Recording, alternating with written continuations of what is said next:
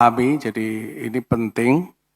Saya cuma menambahin untuk Pak Dirjen, perlu untuk pembatasan umur yang disampaikan oleh Kementerian Arab Saudi, perlu dinegosiasi lagi. Karena begini, orang Indonesia itu yang berangkat PNS, itu rata-rata setelah pensiun umur 55 tahun.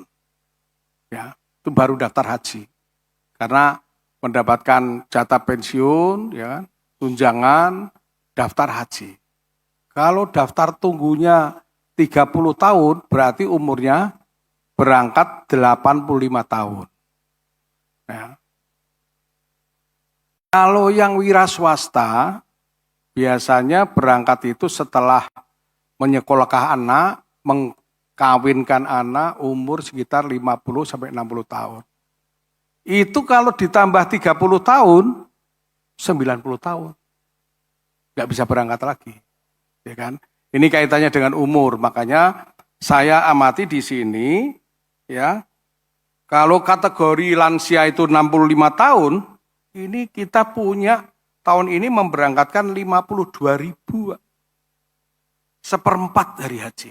Makanya pentingnya dari kesehatan untuk disiapkan tenaga medis yang cukup. Yang pertama itu. Yang kedua, terkait dengan saya tergelitik dengan tempat kantor kesehatan. Apa? Rumah sakit, ya. Rumah sakit di Arab Saudi itu untuk pemerintah Indonesia. Pak, sebenarnya butuh anggaran berapa sih bikin rumah sakit di sana? Secara resmi. Saya dengar ini dari Kementerian Agama mempunyai tanah yang ada di Jeddah, benar Pak? Hah? Tanah itu untuk apa Pak? Itu mendingan tanah itu dijual Pak untuk belikan lagi di sana untuk rumah sakit saja itu di. Hah? Atau kalau beli tidak bisa kontrak berapa tahun itu dibangun sekalian itu. Ya. Hah? Iya. Itu mendingan itu dan nanti kita ada BPKH Pak, nilai manfaat bisa kita membangun untuk tiap tahun berapa, sambil nanti kita minta anggaran di Kementerian Kesehatan Pak. Ini penting untuk umroh dan haji Pak. Ya.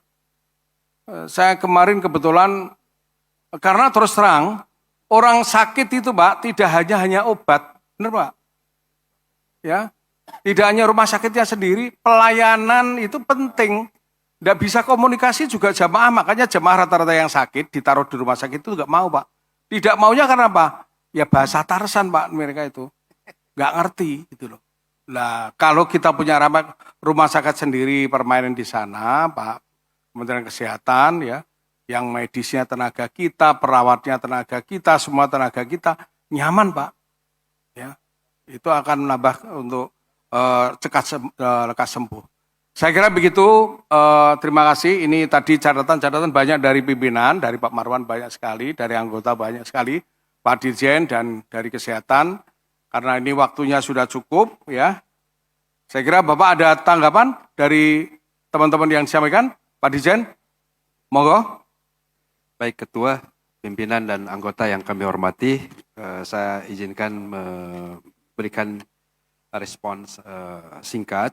Yang pertama tentu kami dari Kementerian Agama terus mencoba memitigasi situasi ini Pak.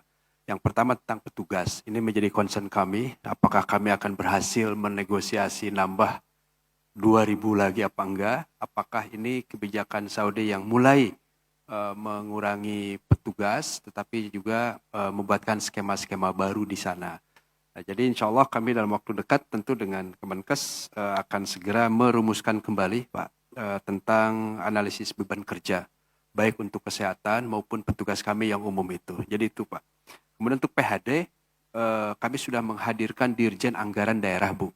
Karena memang faktanya saya pernah kumpulkan semua PHD di provinsi A itu dibiayai full bahkan dan uang saku. Ya, di provinsi B sebagiannya dibiayai, sebagian bayar sendiri. Di provinsi C itu ternyata memang mengeluarkan uang sendiri atau separuh. Nah ini sudah disampaikan dan ternyata faktornya berbeda-beda Pak. Ada yang khawatir, ada yang takut dan lain sebagainya.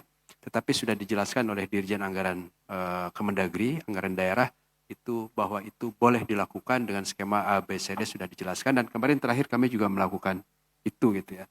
Nah, mudah-mudahan. Dan ketiga mengenai biaya di masyair, nah memang informnya seperti itu, kami juga belum tahu dan belum muncul angkanya Pak. Tapi kami coba bernegosiasi, ya mudah-mudahan Pak Ketua dan pimpinan bahwa yang dimaksud itu mungkin biaya tenda sajakah atau biaya servisnya. Karena memang kalau dihitung, ya izin Pak Ketua, petugas kita kan 4.700 Pak. 4.700 dengan mukiman dan lain-lainnya mungkin katakanlah 5.000. Ya kalau 5.000 ada di Arafah atau di Mina ya berarti butuh tempat 5.000 orang gitu ya. Baik untuk tidurnya apa dan lain sebagainya. Nah itu kan selama ini memang tidak ada tenda sama sekali. Karena itu kita juga sedang membuatkan simulasi gimana sebetulnya petugas itu juga mendapatkan tempat Pak. Sehingga tidak mengganggu jamaah. Nah, jadi itu Pak Wahid, mudah-mudahan memang masih gratisan, bukan gratisan ya. Mudah-mudahan petugas dapat masuk ke Armusna tidak ada dengan biaya tambahan. Saya kira itu untuk data sedikit tambahan dari saya bahwa prioritas lansia memang amanah undang-undang Pak. Kami ini terus terang pimpinan sedang dalam situasi simalakama. Catatan pansus kuat sekali bahwa banyak orang tidak melompati haknya kan gitu ya. Nah, untuk verifikasi data termasuk pada saat sebelum pelunasan kami akan melibatkan Irjen. Jadi data dari daerah itu nanti akan diperiksa kembali di pusat. Tetapi undang-undangnya memang memberikan ruang Pak bahwa kalau ada suaminya berangkat, istrinya boleh gabung. Itu ada justifikasinya di undang-undang. Dan kedua, kalau ada sepuh, boleh didampingi anaknya. Itu juga ada di undang-undang. Dan yang ketiga, ya ada orang meninggal ataupun sakit permanen diganti oleh anaknya. Seperti ini ada beberapa yang masih muda sekali kelihatannya. Pelimpahan porsi, itu juga justifikasi undang-undang. Memang di lapangan, Pak, ketika ada suami istri bergabung ya, atau anak dan ibu bergabung, ini kan baru daftar 5 tahun sudah berangkat, kita yang 12 tahun masih nunggu 2 tahun lagi dan lain-lain, itu suaranya muncul. Tetapi di undang-undangnya masih ada. Dan kemarin kami sampai berdiskusi apakah membuat moratorium apa enggak gitu ya, untuk memastikan sistem yang bisa berjalan itu lebih fair. Saya kira itu Pak. Nanti sambil berjalan kami akan sampaikan kebijakan tersebut. Terima kasih Pak Wahid. Terima kasih Pak Dirjen. Pak Kesehatan, ada tambahan?